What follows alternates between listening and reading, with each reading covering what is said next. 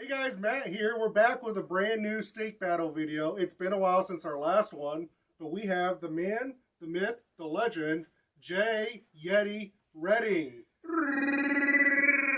Stoked to be here, man. How you doing, brother? Great, great. For you guys that didn't know, Jay was the guy that got me into disc golf.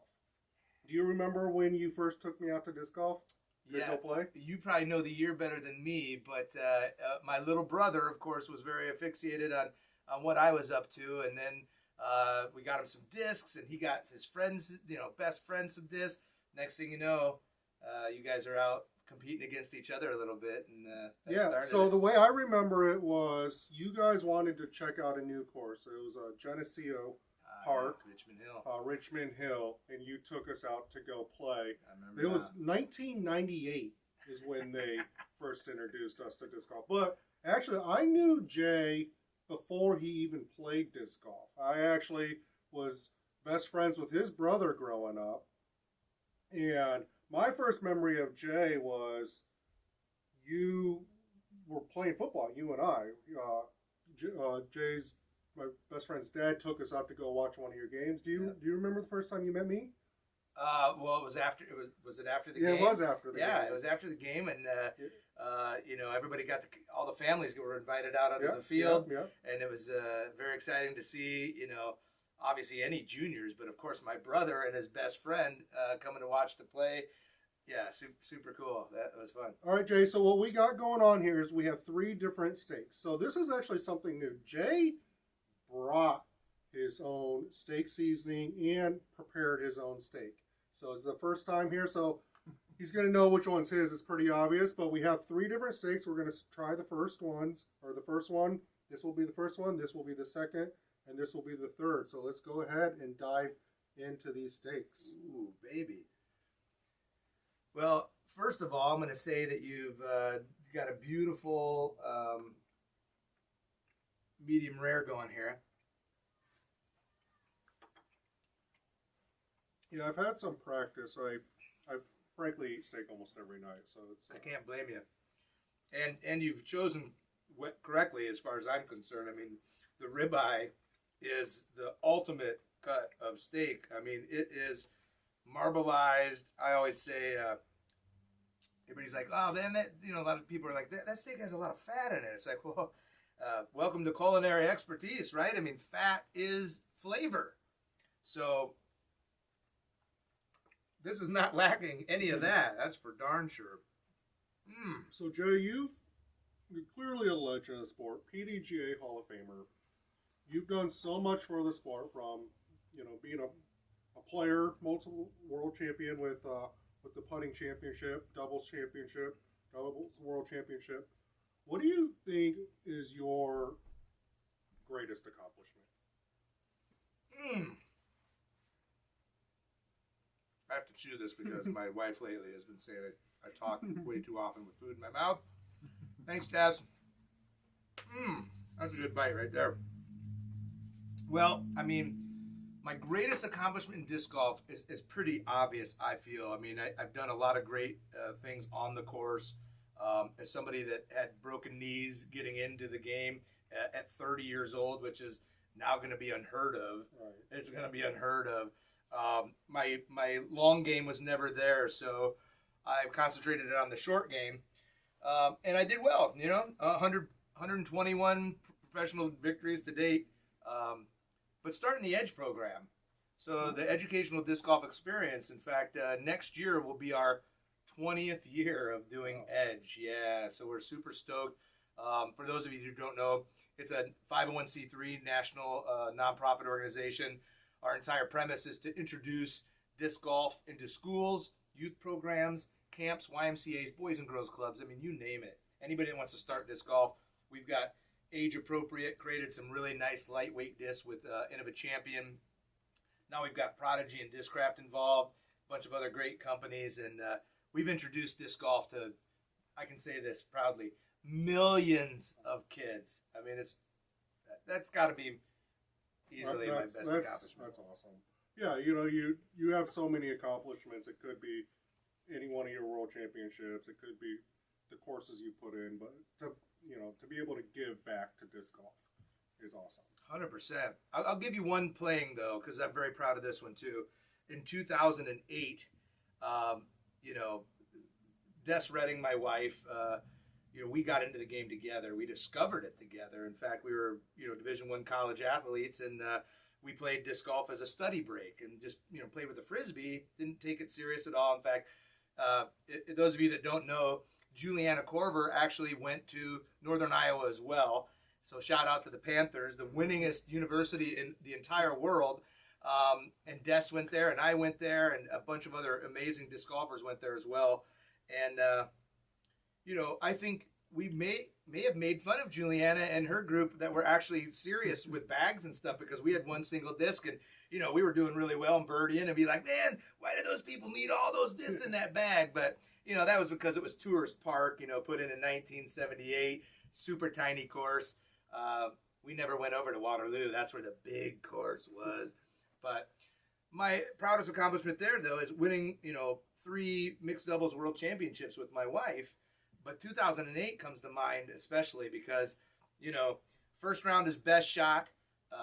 You just want to be in it, right? I mean, all of us are going to be good at best shot. But the next round is alternate, and that's where the vibe really happens. And we were tied, 3-way tie. Us, Avery and Valerie Jenkins, brother and sister, we're world-class athletes. Brigitte Lagerholm and Marcus Schallstrom, 2 of Europe's top players, all tied. The cameras wanted to see those guys. So they pushed Jay and Des over to the chase card, which we were fine because we ended up being with some of our favorite friends out of Ohio. And we just grooved. We just jammed, and we were laughing. We had so much fun. And we got finished knowing, like, wow, that was an incredible round. And we walked over to the 18th green to see all the cameras, and a big putt got ready to be shot. This is so serious. Like, and I forget who made it, but, they thought they won the Worlds. And everybody was cheering and exciting. And, meanwhile, here we are with our scorecard going, not so fast. And so it's super cool. And friends came up out of Texas and actually had purchased a keg of that delicious Kalamazoo Bell's Brewery, and it just was great timing. And so, of course, we tapped that right in the parking lot. We had this huge party, and man, I mean, that's mi amore, Yeah. Well, let's dive into this second steak here. So that one was fantastic. If anything, it was a little heavy on the salt hit, but I do like beef and salt. They're best friends as well. Look at that. I'm grabbing that piece right there because, the pink, to me, medium rare, that's probably showing up in these beautiful cameras. So, yeah, the thing about these, I do go a little bit heavier on the seasoning. That way you can actually really taste the seasoning. So it might be a little heavy, but that, then you can differentiate the different seasonings. Sure. All right, so it seems like, well, now obviously there's a lot more full-time disc golfers. It felt like early on when you started, you and Des were kind of a little bit of pioneers of being on the road, and there weren't nearly as many. Do you have any advice for some of these newer players, especially these real young kids? Because you were, in your early 20s, it seemed like, when you guys were starting to get out on the road and whatnot. For, committing to a life of disc golf and being on the road, basically, the rest of your life. Yeah. I'll admit, being a Division I football player, my number one goal is to play in the NFL, without a doubt. But that became pretty obvious. Like, okay, that's not going to happen. Still wanted to be a professional athlete, So how do we get there? Believe it or not, I had a pretty large professional wrestling organization try to track me down. I went out to Ohio and even visited a school and got to ride with the wrestlers down to Dayton, Ohio, and get in the back room. And I was a fan as a kid, so I watched all that transpire. I mean, getting off track there, but so of course disc golf then offered this opportunity. But one of the first things that we really grabbed onto was that you can't be out on the road expecting to make it to the next stop by winning a tournament or cashing, you know. And I coined a term. It was called the ramen eye, and we would often see players that in that last round they would start becoming overly irritated. In fact, some of them were just an absolute bear to play with because, you know, it wasn't that they didn't like playing with you or you. It was that I need to cash or else I'm not eating tonight. You know, I'm having Sizzler, Steakhouse, or ramen noodles. So it was the ramen eye, you know. And so that's my biggest piece of advice is like, you know, if you're going to go out on the road, make it a nice, you know, you can do short tours nowadays and, you know, get a real big sample of that. So have all of your tournaments paid for ahead of time and have some money saved up that's going to get you food and shelter and things like that. And then when you cash, then all of a sudden that's your crazy money, you know. Treat yourself to a Monday fun day. Go to a MLB game, you know, go to Six Flags, Cedar Point. Do something super fun, you know, out on tour that you might not normally do if you know, didn't have that loose cash. So that's really my probably biggest tip there for sure. All right, Jay, I am excited to try your steak. Right, so, like I said, this is the first time someone made their own steak. He really did want to battle me It's melting. with who makes the best steak. And frankly, I'm not going to lie, I think his steak looks better than any of mine. So I'm really excited to try this. So this is just super simple. I mean, I guess we'll talk about what's on each of them afterwards, right? Mm-hmm. But, all right, Jay, so obviously you're more than just a disc golfer. You have this Hall of Fame career. And what do you think it takes to become a PDJ Hall of Famer? Great question. You know, the Hall of Fame is just like, I mean, it really is. The slogan is it's the highest honor. And I think anybody that's ever been involved in a Hall of Fame, whether that's the Trash Collectors Hall of Fame, Marble Shooters Hall of Fame, whatever it is, usually it's your peers. It's the people that you've been around and associated with and have met and have impacted. And they're the ones that are inviting you into this club. And so it's overwhelming. You know, the Disc Golf Hall of Fame is all encompassing. We've got the greatest players of all time. We've got the greatest tournament directors, the greatest promoters, educators, all those things, all those skill sets. And it's pretty funny that almost all of us check the boxes in each of those categories. So, you know, I'm in a group of what we would consider a second generation of pioneers. You know, there's so many incredible people that really built the sport for me and Des and our group. And I feel like we've kind of built the sport for what I'm going to experience at Pickard Park here in Indianola, which I practiced it today, and I took so many pictures, and my jaw just constantly, you know, Pickard was one of my top 5 courses when Juliana and the Des Moines crew first put that in, and we started playing it for the Des Moines Challenge. So you can imagine all these years later how it's evolved, and now it's been built to really challenge the top players in the world, and I'm blown away. So, you know, I think that's really what it is. It's a well-rounded situation, and it's having your peers recognize that, hey, you've done good, you know? So that's awesome. Yeah. That's awesome. All right, so we've tried all 3 steaks. This one's going to be a little biased. We kind of know, obviously we know which is Jay's. But Jay, give me a ranking, first, second, third, or this is 1, this is 2, this is 3, as to what your favorite steaks are. I'm going to follow it up with the homegrown tomato. Thanks, Kenzel and Kathy Redding. Cleanse the palate a bit. All right, well, all 3 were fabulous. If I was served this at any restaurant, anywhere, I would walk away a super happy dude. So congratulations to you for knowing your grill, and you know, cooking a perfect steak actually isn't easy. It is easy, but it takes trial and error to get to that point, right? Yeah. And I actually had cooked a bunch of steaks last night, and they were satisfied. I actually thought I cooked one of the worst steaks I've ever cooked in my entire life. It was frankly really embarrassing for me. But obviously, when you get to this level, you have very high expectations. Yeah. But yeah, so there is a lot of trial and error in figuring out what's a good steak, what's not a good steak, timing, knowing your piece of meat, seasoning, your grill. There's a lot of that. But all right, so let's go back to which are your favorite, or in order, what's your favorite? I almost want to hear your favorites first, but I gotta admit, I thought my bite of steak of this one was super well rounded. What I did on here was just super simple, right? I mean, it's salt and pepper beforehand to let the steak sweat and kind of start to bring in the salt a little bit, and then of course the cook is the most important because again, a good medium rare, you want the meat to pull in the salt, and then you want it to rest so it doesn't lose all the juices.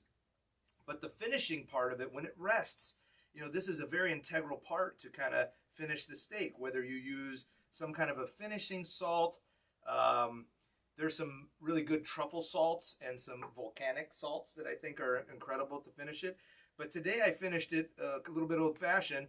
I went with some Amish rolled salted butter from Wisconsin. Nobody knows dairy like Wisconsin. And then some garden fresh rosemary from my folks' garden. I chopped that up really finely. I let the butter get to room temperature, and then I melted it in and mixed it up. And we put that all over. And that really brought home, I thought, the crispiness of the steak. And then, pow, we had that. So wonderful there. But I'm going to go with this one as my second favorite.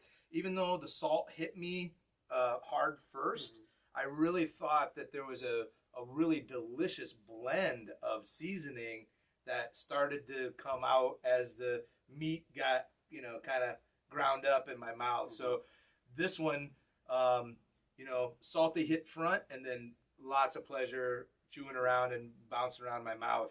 This one was excellent as well. It had a garlic feel to it, and I do love garlic. And everything was fine there. It just didn't stand out quite as much as this one did for me. Yeah. So as he said, his steak was just salt and pepper, and a lot of people have come to me and said, "Hey, why don't you just do a salt and pepper?" I agree. I think this was the best steak. I'm going to say he cheated a little bit by adding the butter at the end and the additional flavors. So originally this video series was called. Hit me, man. Hit me. This video series was called Steak Seasoning Battle, which didn't really roll off the tongue very much. You were just comparing different steak seasonings.